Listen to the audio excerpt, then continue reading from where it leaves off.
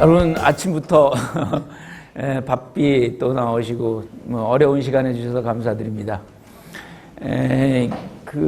제가 요즘 이제 생각하는 게 이제 아이들하고 많은 이제 아이들의 문제를 특히 뭐 공부도 그렇고 뭐 여러 가지 있지만 어떻든 요즘 제일 고민이 되는 것은 뭐였냐면 의욕의 문제인 것 같아요. 의욕의 문제. 요즘 아이들이 의욕이 없습니다. 의욕이.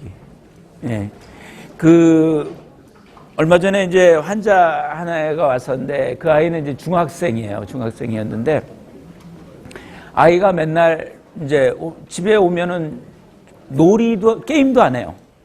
그렇다고 부모님들이 이제 걱정하는 기타 무슨 어디 다른데 폭력 서클에 가 있는 것도 아니고 또 나름대로 어떻든 자기 생활에 특별히 어디에 꽂혀 있어가지고 하는 것들도 아니고 그냥 하루 종일 가만히 있는 거죠.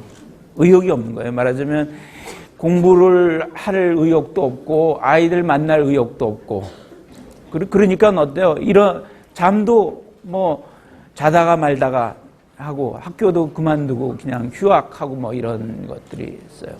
어머니가 오셨는데 걱정이 뭐냐면 얘가 그렇게 공부를 잘했는데 이제 공부를 못하는 어머님은 걱정이 공부, 성적. 그래서 내가 한 얘기가 있어요. 얘는 지금 빠져 있다. 수렁에서 건져내는 게 우선이지 지금 건져내서의 건진 다음에 아이가 성적이 좋고 어떤 생활을 하고 이런 것들은 2차적이다. 일단은 건져내는 게 중요하다라고 한 걸 했습니다. 제가 오늘 얘기하고 드리고 싶은 것은 바로 그런 겁니다. 사실은 아이들이 성적을 내고 어떤 미래의 꿈을 꾸고 자기가 성공의 어떤 길을 가고 하는 것은 근본적으로 아이의 어떤 기술을 가리키고 어떤 것에 숙련을 하고 이런 것이 중요하긴 하지만 그 이전의 단계 의욕이 없으면 결국은 장기적으로 끌고 갈 수는 없다라고 하는 거죠. 그 의욕의 문제가 사실은 요즘은 심각합니다. 왜 그러냐면 아이들이 어떻습니까? 부족한 것이 없이 자랐잖아요. 그렇죠? 아이들이 공부하고 싶다 그러면 책상 마련해주고 우리 때는 그런 게 있었습니까? 그렇죠? 그리고 먹고 싶다 그러면 배고프다 그러면 음식 주고요. 그렇죠? 그리고 좀 피곤하다 그러면 그래 텔레비전 봐. 컴퓨터. 다 해결해 줄 수 있어요. 그러니까 말하자면 되고 싶은 게 없어요. 물론 아이들이 이제 개그맨이나 이런 거는 좀 되고 싶어 해요. 그렇지만은 그 외에 되고 싶은 게 없어요. 말하자면 자기가 이렇게 커서 집에만 있으면 집에 엄마하고만 가까이 있으면 아니면 엄마 집에만 살면 자기가 평생 불편함 없이 자라는 그러잖아요. 그렇죠? 그러니까 자기가 뭘 하고 싶은 욕망이나 욕구 혹은 의욕이 없기 때문에 아이들이 당연히 그런 의욕이 없으면 공부가 될 수가 없는 거죠. 그러니까 그 의욕을 어떻게 북돋아 주느냐가 사실은 아이들의 관건이라고 생각해요. 아까 구청장님이 이제 가치관 말씀을 했는데요. 가치관도 그거의 문제입니다. 사실은 아이가 뭐가 되고 싶다라고 한다라고 하는 것은 단순히 예를 들어서 좋은 직업이라든지 아니면 월급을 많이 받는다든지 아니면 안정된 생활을 목적으로 아이가 그런 거를 갖는다고 그러면 의욕을 내기가 어렵습니다. 실제적으로 자기는 편안하게 사는데 그 편안한 삶을 위해서 내가 어떤 직업을 갖는다. 의욕이 날 리가 없잖아요. 그렇죠? 아이들이 왜 개그맨이 되고 싶은지 아세요? 그건 간단해요. 자기 편안한 삶이 아니라 즐겁고 재미있고 이런 것들을 하잖아요. 그렇죠? 말하자면 자기가 의욕을 발휘할 만한 직업이란 말이에요. 걔들이 보기에는. 근데 우리 부모님들은 어떻습니까? 아이들을 직업을 생각을 할 때 의사, 변호사 요즘은 이제 많이 다운이 됐지만 어떻든 간에 그런 직업은 뭐냐면 아이가 커서 요즘은 뭐 어때요? 청년 실업들이 많으니까 직장을 갖고 그 직장이 평생 가져갈 수 있는 직장이기를 바라서 부모님들이 아이한테 관계를 하는데 그 어머니가 보여주는 그 미래나 당근이라는 게 아이한테는 궁금하지가 않아요. 그렇죠? 하고 싶지가 않아요.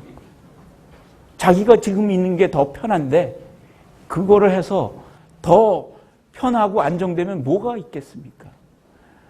문제는 바로 그겁니다. 아이들이 삶을 살고 싶어하는 의욕을 부모님들이 주지 않는 한 아이들은 공부를 지속하기가 어렵고요.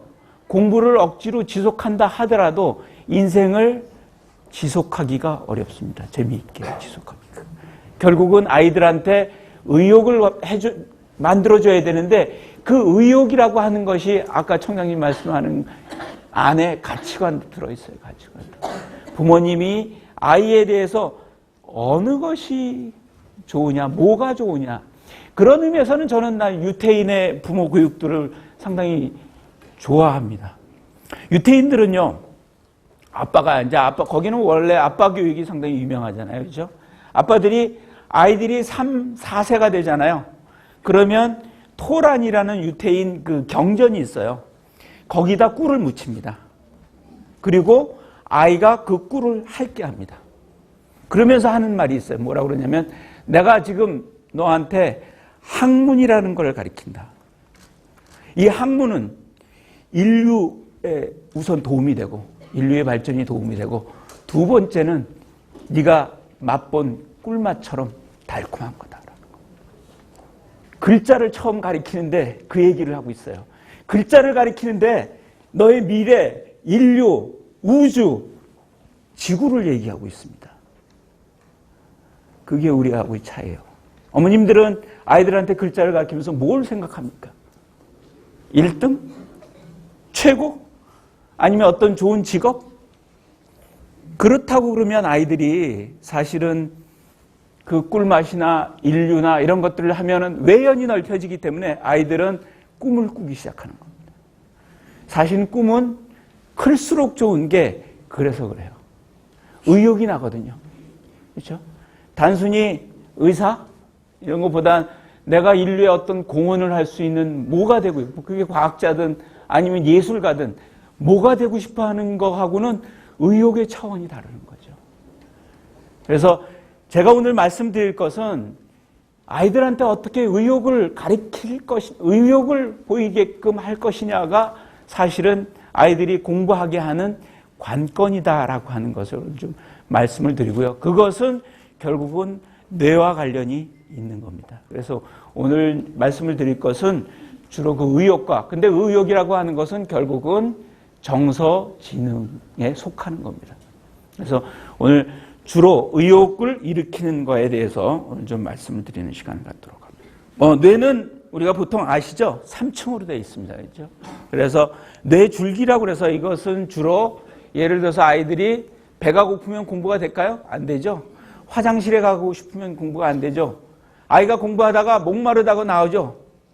이런 겁니다. 사실은 기초적인 그 생리적인 욕구가 일단은 해결이 돼야 됩니다. 공부를 하려면. 그렇죠? 그래서 생리적인 욕구를 담당하는 게 의욕입니다. 그래서 실제적으로 아이들이 의외로 영양 부족으로 인해서 의욕을 못 부리는 아이들이 실제적으로 많습니다. 예.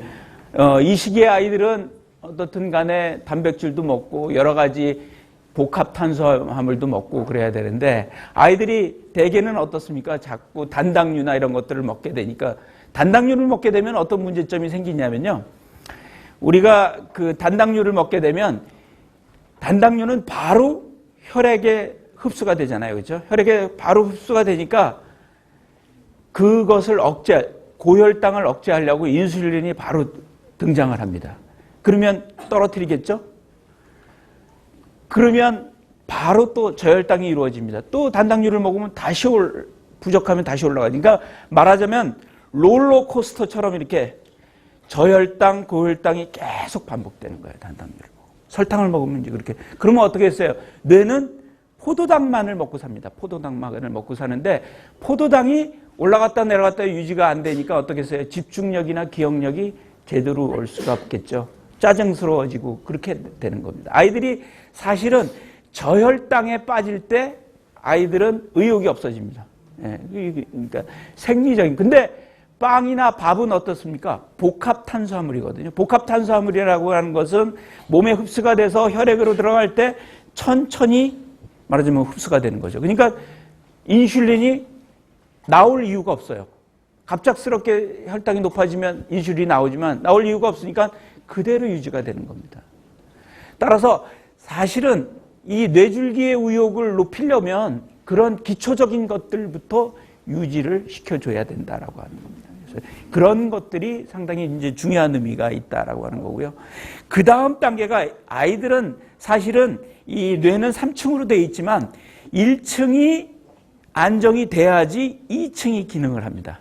2층은 여러분 아시죠? 변연계라고 하는 부분입니다. 변연계는 대표적인 것이 편도체라는 게 여기가 있고요.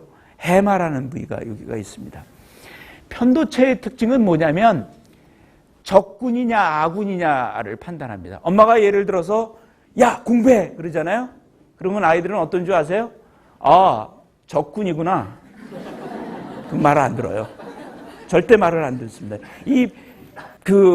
기분 나쁘게 하는 소리는 전혀 말을 둘 수가 없는 거죠. 우선 적군의 얘기인데 어떻게 들었겠습니까? 근데 중요한 것은 적군이냐 아군이냐 할 때 친구 얘기는 듣잖아요. 멘토 얘기는 듣죠. 그거는 왜 그러냐면 걔네들은 아군의 입장에서 얘기를 하기 때문에 얘네들이 아군이라고 뇌가 딱 박혀 있는 거예요. 그러니까 아군의 말은 무조건 들어야죠. 내 생각하고 좀 다르더라도 그래, 나중에는 좋아지겠지. 그러고서 듣는단 말이에요. 근데 엄마가 공부하라고 그럴 때 그럴 수 있나요? 야 공부해 이럴 수가 없잖아요. 그렇죠? 야 공부해 이런 식부터 시작이 되면 아이들은 공부 시작부터 기분이 나빠진 상태에서 오는 거죠. 기분이 나빠진 상태에서 오면 어떻습니까? 1차적으로는 적군의 입장이니까 적군의 말을 우선은 듣지 않습니다. 두 번째는 뭐냐면 부정적인 생각을 가지면 어느 얘기도 받아들이지가 않나요. 예를 들어서 대통령 선거는 끝났지만 자기가 찍는 대통령 후보의 얘기는 귀에 쏙쏙 들어와도 그렇지 않은 후보의 소리는 잘 안 들어오죠. 아무리 비판 의식이 있다 하더라도 안 들어오. 그겁니다. 결국은 긍정성을 갖지 않으면 아이들이 엄마가 아군이구나. 선생님이 아군이구나라는 것을 느끼지 않으면 절대 효과가 반감된다는 거죠. 엄마가 100을 가르치고 싶어도 50밖에 받아들일 수가 없다라고 하는 겁니다. 그게 편도체의 기능입니다. 두 번째는 해마죠, 해마. 해마는 어떤 역할을 하냐면 단기 기억 같은 것들이 낮에 했던 여러 가지 일들이 있잖아요. 그것을 밤에 장기 기억으로 넘기는 역할을 해요. 뇌과학적으로는 그것을 체계화, 조직화라고 얘기를 합니다. 그러니까 낮에 막 공부하고 혹은 테트리스를 한다든지 이러면 거기에서 중요하다고 생각하는 것을 밤에 도서관 사서 같은 역할을 해서 정렬시켜가지고 그것을 장기 기억으로 넘기는 역할을 하는 거죠. 그래서 우리가 잠에는 두 가지가 있다고 그러죠. 쉬는 잠하고 연습하는 잠이 있다고 그럽니다. 우리가 8시간 자잖아요. 그러면 6시간은 쉬는 잠입니다. 그것은 그냥 깊이 잠이 드는 거죠. 쉬기 위한 거. 뇌가 쉬기 위한 거죠. 2시간은 연습하는 잠입니다. 왜 연습하는 잠인지 알게 됐냐면요. 아이들이 낮에 테트리스 게임을 하게 했어요. 그 다음에 fMRI라고 해서 뇌의 기능을 촬영하는 fMRI를 찍게 했거든요. 그랬더니 테트리스를 할 때 활성화되는 뇌가 있을 거 아니에요. 그것을 찍은 다음에요. 이 아이가 잘 때도 두 가지가 있습니다. 하나는 눈이 왔다 갔다 하는 시기가 있어요. 그것을 우리가 Rapid Eye Movement라고 그래가지고 렘 수면이라고 보통 얘기하는 게 바로 그거거든요. 눈이 왔다 갔다 한다고 그래서 렘 수면인데 이 수면 때 fMRI를 똑같이 찍었더니 낮에 테트리스 게임을 할 때 뇌 활성화한 부위가 똑같은 부위가 밤에 자고 있는데 눈이 왔다 갔다 하는 상태에서 자고 있는데 활성화되더라라고 하는 거죠. 그래서 발견이 된 겁니다. 이게 이 시간은 눈이 왔다 갔다 하는 시간은 말하자면 아이들이 수면이 단순히 쉬는 것이 아니라 낮에 했던 것을 똑같이 하는구나 라고 하는 것이 밝혀진 거예요. 근데 문제는 아이들이 스트레스를 받거나 수면이 부족하면 이 렘 수면은 줄어드는데 이 쉬는 수면은 별로 줄어들지 않는다는 거죠. 어떤 아이가 8시간 자는 아이가 있는데 이 아이가 6시간을 자게 되면요. 그 쉬는 수면은 보통 8시간 자면 6시간 자면 30분만 줄어듭니다. 6시간에서 5시간 반으로 줄어드는 거죠. 그 대신 연습하는 수면은요. 2시간에서 30분으로 줄어드는 거죠. 그렇게 되면 어떻게 했어요? 연습이 안 되겠죠. 그렇죠? 체계화가 안 되죠. 그 다음날 퀴즈하고 시험을 보면 성적이 나오겠습니까? 안 나오는 거죠. 그래서 수면이 또 이 정서지능하고 상당히 해마, 이제 변형계하고 상당히 의미가 있다라고 하는 거죠. 더구나 수면은 스트레스를 받거나 수면 부족이 오면 이 변형계 중에 편도체는 별로 기능이 떨어지지가 않습니다. 근데 해마는 기능이 떨어지고 스트레스를 받으면 쪼그라드는 것으로 되어 있어요. 근데 문제는 해마가 어떤 역할을 하냐면 이 변형계는 지진이라든지 공포라든지 아주 무서웠던 일을 기억을 주로 합니다. 근데 해마는요, 긍정적인 기억을 주로 해요. 근데 어때요? 아예 스트레스를 받고 수면이 부족한 상태에서 라고 그러면 해마의 기능이 떨어지니까 긍정적인 기억은 줄어들겠죠. 부정적인 아이가 되는 겁니다. 아까 말씀드렸죠. 부정적인 아이는 선생님이 가르치는 것조차도 50%밖에 받아들일 수가 없는 겁니다. 제 아이도 그런 적이 있었는데 어느 날 얘가 성적이 갑자기 좋아졌어요. 그래서 얘가 원래 수학을 잘하는 아이인데 갑자기 수학 성적이 좋아진 거예요. 그래서 야, 이거 웬일이야? 그러고서 내가 아이한테 직접은 안 물어보고 엄마한테 딱 물어봤더니 수학 선생님이 바뀌었다는 거예요. 근데 이 수학 선생님이 마음에 드니까 수학 열심히 하는 그겁니다. 따라서 아이들한테 해줘야 된다라고 하는 것은 긍정심입니다. 긍정심. 이 편도체에서 중요한 것은 긍정적으로, 그러니까 엄마를 아군으로 생각하고자 하는 것이 제일 첫 번째입니다. 두 번째는 정서의 안정이죠. 안정. 선생님이 혼냈어요. 어떤 아이는 하루 종일 기분이 나빠서 공부를 안 하는 아이가 있어요. 어떤 아이는 5분 만에 바로 기분이 좋아서 생글생글 웃으면서 공부하는 아이가 있어요. 누가 공부를 잘하겠습니까? 당연히 그 아이가 잘하겠죠. 근데 사실은 뇌과학적으로 얘기를 하면 감정은 90초만 머뭅니다.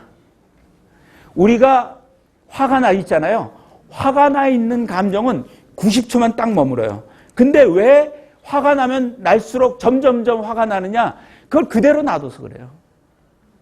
그것을 예를 들어서 심호흡을 하든지 재미있는 음악을 듣든지 아니면 좋은 생각, 이미지를 떠올리든지 그러면 그 기분이 딴 것으로 바뀔 텐데 그걸 그대로 놔두니까 화난 기분이 점점 나빠지는 거예요.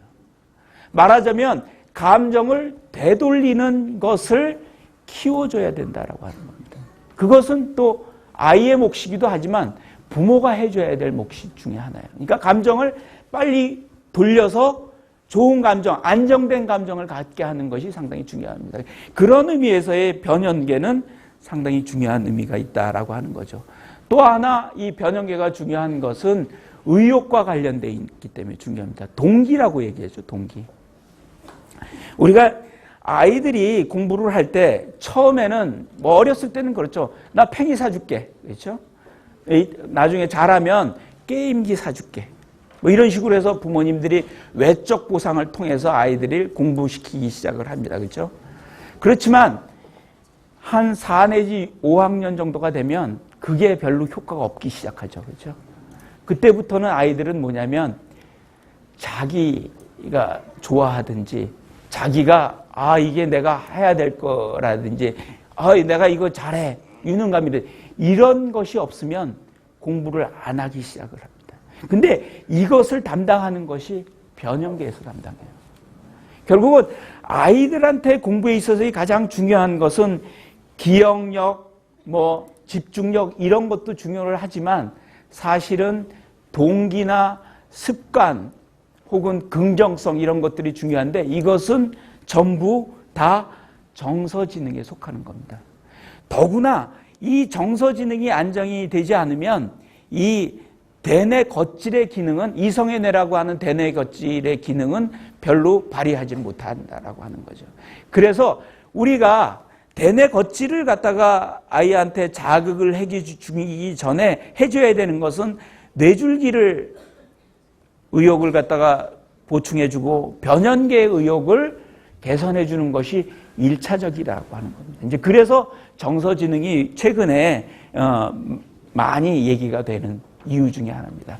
정서지능이 극복이 됐을 때부터 아이들은 이마엽이라든지 마류엽이라든지 관자엽이라든지 혹은 뒤통수엽이라든지 소뇌라든지 이런 것들이 비로소 기능을 하게 됩니다. 이성의 뇌에 있어서 이제 최근에 이제 중요시되는 것 중에 하나는 이 소뇌입니다. 소뇌. 소뇌는 어떤 역할을 하느냐면 우리가 보통 이제 그 소근육 운동하고 주로 이렇게 익히는 거, 기술 같은 거 익히는 거 할 때 이제 소근육 운동을 하는데 최근에는 이것이 추상적인 기억과 무의식적인 기억을 담당하는 것으로서 상당히 중요시하고 있습니다. 여러분 아이들이 자전거를 어렸을 때 자전거를 배우잖아요. 배운 다음에 30년 후에 한 번도 자전거를 안 탄 다음에 어른이 돼서 자전거를 타면 어때요? 자전거가 타질까요? 안 탈까요? 자전거를 잘 타죠. 이겁니다. 이걸 우리가 절차기억이라고 그러는데 이 절차기억은 소뇌에서 저장을 합니다. 소뇌에서. 절차기억이 왜 중요하냐? 그것은 한 번 익히면 한 번 그 이후에 아무리 안 해도 30년, 40년 후에도 그대로 기억을 남깁니다. 상당히 효율적인 거 아니에요. 그렇죠? 우리가 예를 들어서 태송태세 문단세, 오바마 대통령 혹은 박근혜 이렇게 얘기를 하는 것 자체는요. 이거를 얘기를 하는 거 외우는 것은 계속 반복해야지 기억이 됩니다. 하지만 한번 예를 들어서 자전거를 탔다든지 아니면 한번 실험을 했다든지 한번 경험을 했다든지 한번 체험을 했던 것들은 이 소뇌에 저장이 돼가지고 그것은 무의식적인 기억이긴 하지만 어느 순간에 바로 기능을 발휘하고 한 번으로 끝난다라고 하는 것이 중요합니다. 이제 그런 의미에서 여러분들이 공부라고 하는 것을 자꾸 책 읽고 인지학습하고 외우고 집중하고 이런 것이 공부라고 생각하는데 사실은 그것은 끊임없이 반복하지 않으면 절대 새로 기억되지 않는 반면에 이런 체험하고 실험하고 자기가 겪어보고 혹은 자기가 훈련해 본 것은 한 번 익히면 평생을 가고 중간에 새로 연습을 하지 않아도 해결이 되는 겁니다. 그래서 요즘 소뇌가 상당히 중요시하는 역할을 하게 되는 것 중에 하나가 되는 거죠. 그래서 소뇌를 발달시키는 것이 그래서 중요하다. 그래서 아이들한테 이제는 경험하고 체험하고 자기가 시행착오 해보고 자기가 해결하게 하는 것을 자꾸 해주는 이유 중에 하나는 이 소뇌하고 관련되어 있기 때문에 그렇습니다. 사실 아이들이 4세 때 IQ를 조사하기가 어렵잖아요. 4세 때. 그러니까 4세 때는 어떤 걸 조사하냐면 언어라든지 소근육 운동이라든지 대근육 운동, 개인성, 사회성 이런 것들을 조사하고 10세 때 IQ를 조사를 했어요. 그런데 10세 때 IQ가 제일 높은 아이들 중에 실제적으로 4세 때 어느 기능이 높았냐를 조사를 했더니 놀랍게도 소근육 운동 잘했던 아이들이 IQ가 제일 최고로 높았고요. 두 번째는 언어를 잘하는 아이들이 IQ가 높았습니다. 개인성, 그 다음이 개인성 사회성이었고 대근육 운동을 잘하는 아이들은 IQ하고는 큰 관련이 없었습니다. 그 얘기는 뭐냐면 실제로 IQ가 높이려면 어렸을 때 이런 소근육 운동, 소뇌를 많이 사용하는 것이 사실은 IQ를 높이는데 상당히 중요한 의미를 갖고 있다라고 하는 겁니다. 어떻든 간에 최근에 이 아이들한테 그 뇌 발달에 있어서의 핵심 되는 것은 정서지능이나 이 소뇌의 기능 이런 것들이 요즘 아이들 그 뇌과학자들한테는 오히려 관심을 갖고 있는 거다라고 생각을 하시면 됩니다. 뇌가 구조적으로 있다고 그래서 아이들이 공부를 하는 건 아니죠. 그렇죠? 뇌가 아무리 좋다고 그래도 성적이 좋은 거는 아닙니다. 그 이유는 뭐냐면 사실은 우리가 컴퓨터가 있다 하더라도 전기가 있지 않으면 기능을 하지 못하죠. 전기 같은 역할을 하는 것이 있기 때문에 그렇습니다. 그것이 바로 신경전달 물질이라고 하는 거예요. 이 전기가 없으면 아무리 좋은 뇌를 갖고 있어도 말하자면 기능을 하지 못하고 더구나 이 하드웨어는 바꾸기가 어렵습니다. 예를 들어서 나쁜 뇌에서 좋은 뇌로 만들려면 10년 이상 걸립니다.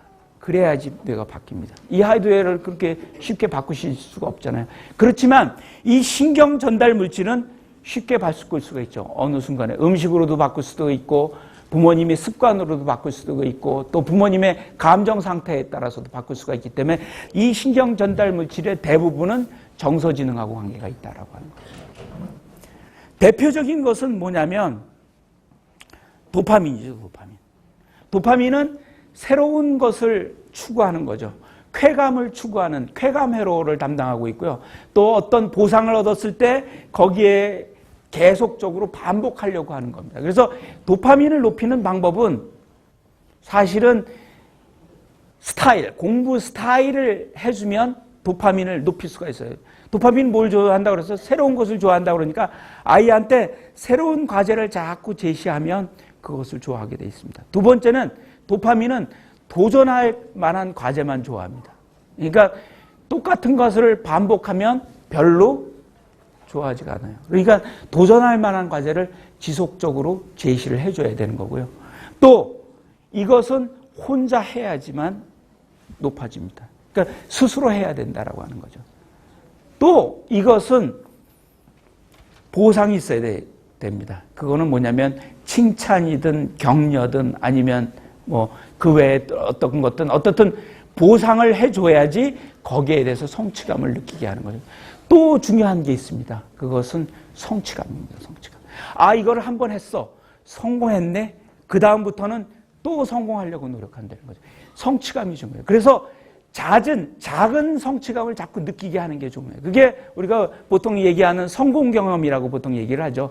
성공 경험을 많이 한 아이들이 사실은 큰 성공도 하게 되는 건 이 도파민 때문에 그렇습니다. 근데 성공 경험하기가 쉽지 않죠. 그렇죠? 맨날 100점 맞을 수 없잖아요. 그렇죠? 맨날 1등 할 수 없죠. 그렇다고 그러면 작은 성공 경험을 일찍부터 가르쳐 줘야 된다는 거죠. 심부름 시키라는 얘기예요. 그래서 아이들한테 심부름 시켜서 잘 하잖아요. 잘했다. 칭찬하면 그게 성공 경험입니다. 그래서 작은 것부터 그런 심부름이나 어떤 것들을 요구하거나 아니면 이거 해달라고 하는 이런 것들이 아이들한테 절대 방해가 되는 게 아니라 오히려 성공 경험을 겪게 하는 아주 중요한 게 된다는 그런 의미에서 아이들한테 자꾸 이것저것 시키고 해보게 하는 것이 상당히 중요한 의미를 갖고 있다라고 하는 겁니다. 두 번째 중요한 것은 세로토닌입니다. 아이들이 이제 의욕을 발휘하는 것은 긴장하고 예를 들어서 의욕이 있다 하더라도 열정을 발휘한다고 그래도 열정이 지속적으로 넘어가기는 어렵습니다. 장기적으로 끌고 가려면 언제나 긴장과 이완이 순환이 돼야 되는 거죠. 이완의 역할을 하는 것이 이 세로토닌의 역할입니다. 이 세로토닌의 기능은 이시영 박사가 세로토닌은 행복 호르몬, 공부 호르몬이라고 얘기를 했지만 이것은 이완을 담당한다는 의미에서 상당히 중요하다는 거죠. 예를 들어서 어느 일에 대해서 열정을 발휘해가지고 가는데 그 열정만을 가지고는 사실은 오래 가지가 못하지만 열정을 부렸다가 이완이 돼서 좀 휴식을 쉬었다가 다시 열정을 발휘하면 그 열정이 힘을 발휘합니다. 그래서 휴식이 중요하다는 겁니다. 아이들이 공부를 하고 나서 한 40분 하고 나서 5분 내지 10분 쉬라고 그러죠. 그것이 이때 세로토닌을 분비하게 하는 역할을 하기 때문에 그렇습니다. 이완의 역할을 하는 거죠. 이 세로토닌은 그 음식하고도 관련이 있고요. 햇빛하고도 관련이 있어요. 예를 들어서 햇빛을 많이 받으면 세로토닌이 높아집니다. 북구의 사람들이 우울증이 많죠. 왜 우울증이 많냐면 햇빛을 받지 못하기 때문에 우울증이 많습니다. 그래서 실제적으로 그 영국 같은 데서는 햇빛 나오면은 뭐 바깥에서 옷 벗은 채로 일광욕 하잖아요. 그게 사실은 이 세로토닌을 높이고자 하는 목적입니다. 또 하나 이것은 잠을 충분히 자야 돼요. 그러면 아이들한테 세로토닌을 높이기 위해서 하루 종일 재우거나 하루 종일 놀게 하는 건 어떨까요? 바깥에서. 그것은 아까 말씀드린 긴장과 이완의 법칙에 어긋나는 겁니다. 이완만을 하면요, 뇌는 쉬게 되는 거죠. 그렇죠? 그리고 세로토닌은 반대 물질이 있어요. 어느 정도 높아지면 더 이상 높아지지 않게 말하자면 반대 물질이 치고 들어오는 거죠. 그래서 더 이상 못 높아지게 해야 돼요. 그러니까 하루 종일 재우는 것 혹은 하루 종일 바깥에 놀게 하는 것은 별로 세로토닌을 높이는데 효과적이지 않다는 거죠. 적당히 재우고 적당히 놀게 하는 것이, 햇빛을 받게 하는 것이 중요한 의미가 그런 의미입니다. 이 세로토닌은 음식하고도 관련이 있어요. 세로토닌은 트립토판이기 때문에 예를 들어서 뭐 바나나라든지 아니면 깨라든지 혹은 등푸른 생선이라든지 이런 음식에 의해서도 생성이 되고요. 또 철분이 풍부한 음식, 이게 철분이 세로토닌의 보조 요소로 작용이 되거든요. 그래서 철결핍성 빈혈이 생기면 아이들이 어때요? 산만하고 뭐 이상한 것도 먹고 그러잖아요. 그렇죠? 그게 이 세로토닌 때문에 그렇습니다. 세로토닌 형성이 안 돼서. 그래서 이 철결핍성 빈혈을 만들지 않는 게 상당히 중요합니다. 그래서 특히 이제 사춘기 아이들이나 아이들 막 클 때 정크푸드를 많이 먹잖아요. 정크푸드에서 제일 부족한 게 뭐냐면 철분입니다. 철분. 그래서 철분이 부족하면 철결핍성 빈혈이 생기고, 철결핍성 빈혈이 생기면 집중력이 떨어지고, 집중력이 떨어지면 IQ가 떨어지겠죠. 철결핍성 치료를 한다고 철분제를 먹이면 회복되는데 6개월이 걸립니다. IQ가 돌아오려면. 따라서 철결핍성 빈혈을 만들지 않는 게 상당히 중요한 거죠. 그 다음에 관계되는 의욕과 관련된 것이 노르에피네프린입니다. 노르에피네프린은 뭐 어떤 호르몬이면 긴장하면 나오는 호르몬이에요. 아이들이 긴장하면 잘할까요? 못할까요? 공부를. 나가수 보셨어요?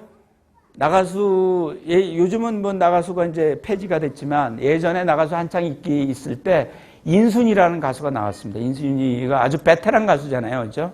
베테랑 가수가 처음 이제 나가수에 나왔을 때 긴장을 해가지고 막 몸도 떨 뿐만 아니라 땀도 흘리고 막 그러면서 노래를 불렀습니다. 근데 어떻게 했어요? 1등을 했죠. 왜 그랬을까요? 긴장을 통해서 기억력과 집중력이 높으니까 노래를 불러서 그것이 청중의 감동을 받기 위해서 1등을 했습니다. 3번 계속 나왔는데 계속 긴장을 하더라고요. 그래서 계속 1등을 했죠. 3번 다. 4번째 나오셨는데 이 4번째 때는 자기 노래를 부르고 싶다고 그랬어요. 그래서 조금 이완된 상태에서 노래를 불렀습니다. 어떻게 됐어요? 꼴등했습니다. 그래서 퇴출당했죠. 사실은 인순이 같은 가수가 명예졸업장을 타야 되는데 이완하는 거 하나 때문에 퇴출이 당해서 명예졸업장을 못 탔습니다. 긴장이라고 하는 것은 결코 나쁜 것이 아닙니다. 문제는 긴장이 스트레스로 인해서 심한 스트레스 때문인 거지 적당한 스트레스나 긴장은 중요하다는 거죠. 그래서 아이들을 갖다가 정서에 도움을 준다고 이완시키는 건 좋지만 방임하는 것은 바람직하지 않다라고 하는 게 그래서 그렇습니다. 아이들은 긴장을 해야지만 집중력이나 기억력이 좋아집니다.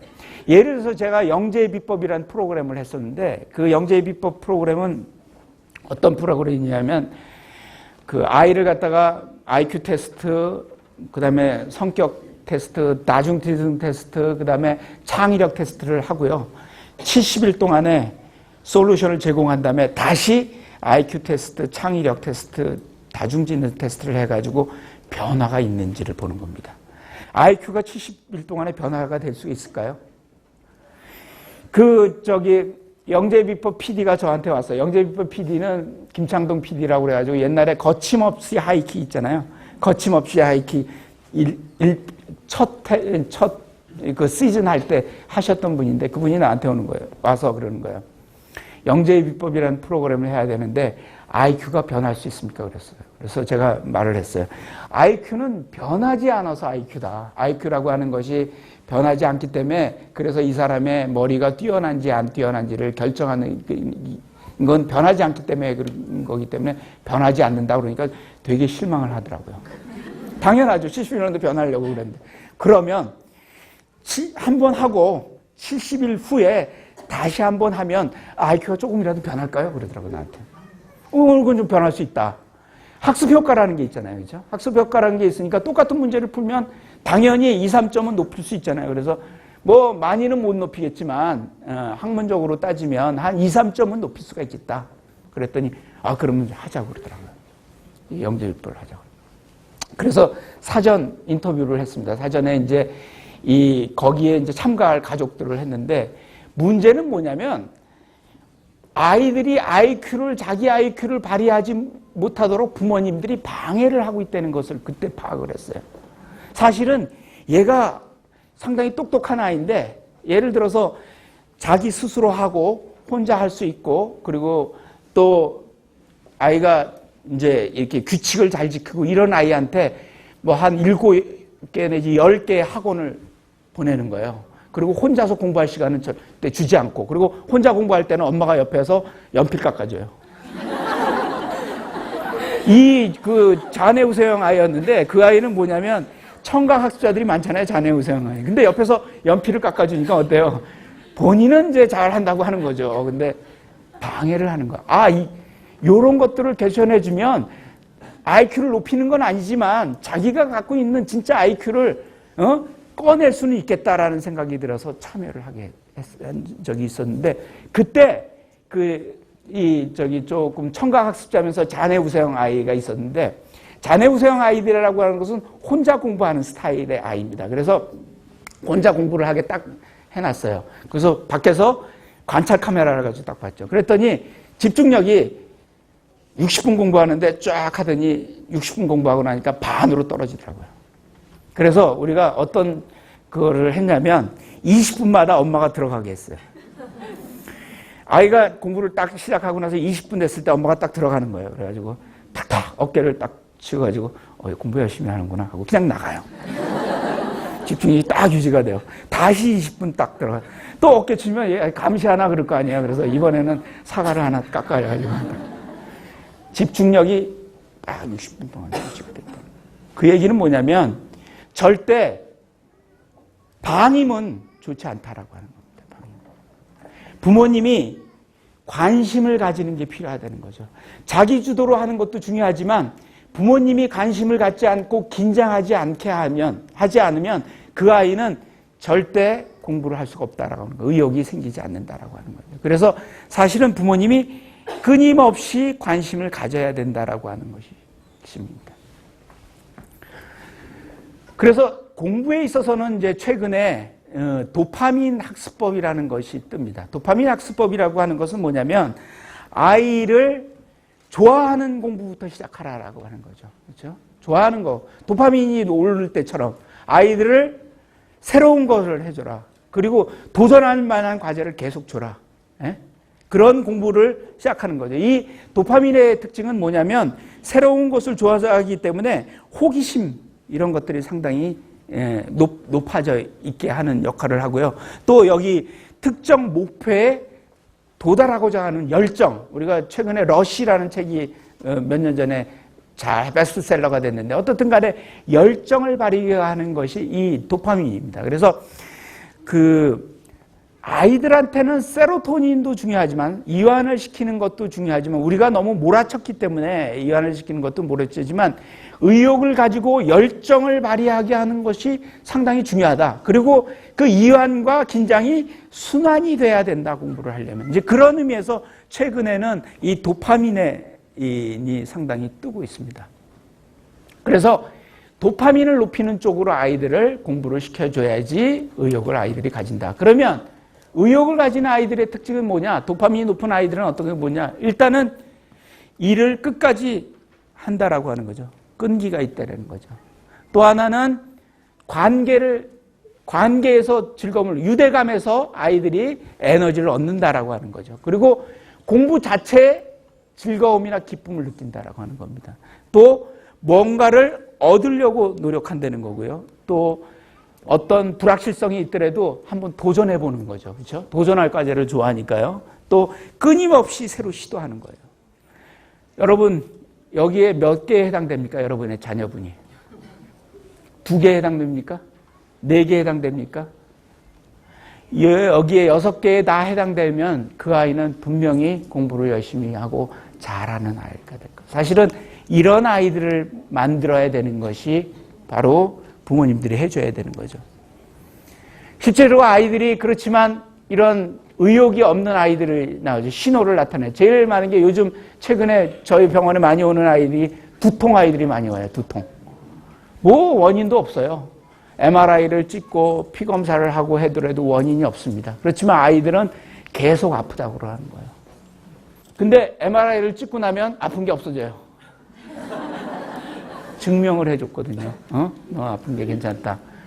그래서 어떻든 간에 두통과 배 아픈 아이들이 많아요. 원인 모르게 배 아픈 아이들. 여기 이게 의욕이 떨어졌다는 증거입니다. 또 하나는 자기가 좋아하던 거, 예를 들어서 게임조차도 갑자기 안 해요. 게임 뭐 게임이라고 하면 죽어 못 사는 아이가 게임을 안 한다든지, 뭐 만화 그리는 걸 좋아하는 아이가 갑자기 만화를 그리기를 한다든지, 아니면 수면 습관이 바뀌는 거죠. 예? 밤에 갑자기 일어난다든지, 혹은 뭐 악몽은 아니지만 그 나이트 테러라고 해서 야경증이라고 있어요. 밤에 숨을 갖다 일어나서 헐떡헐떡거리고 돌아다닌다든지 땀을 많이 흘린다든지 이런 증상을 일으키기도 하고요.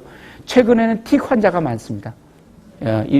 혀를 한다든지 눈을 깜짝거린다든지 혀를 낼림거린다든지 이런 고개를 이렇게 자꾸 이렇게 돌린다든지 이런 틱을 이제 보인다든지, 혹은 친구가 없고 위축된 모습을 보인다든지 학교에 가지 않는다든지 성격이 변하는 거, 이게 아주 대표적입니다.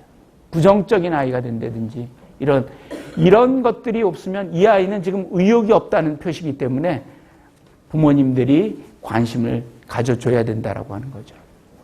물론 도파민을 높이는 음식도 있습니다. 원래 도파민은 타이로신이라는 그 성분에 의해서 만들어지기 때문에 전구물질인 페닐알라닌이나 타이로신이 많은 음식들이 실제로 도파민을 높여주기 때문에 그 음식을 이제 도움을 받을 수는 있어요.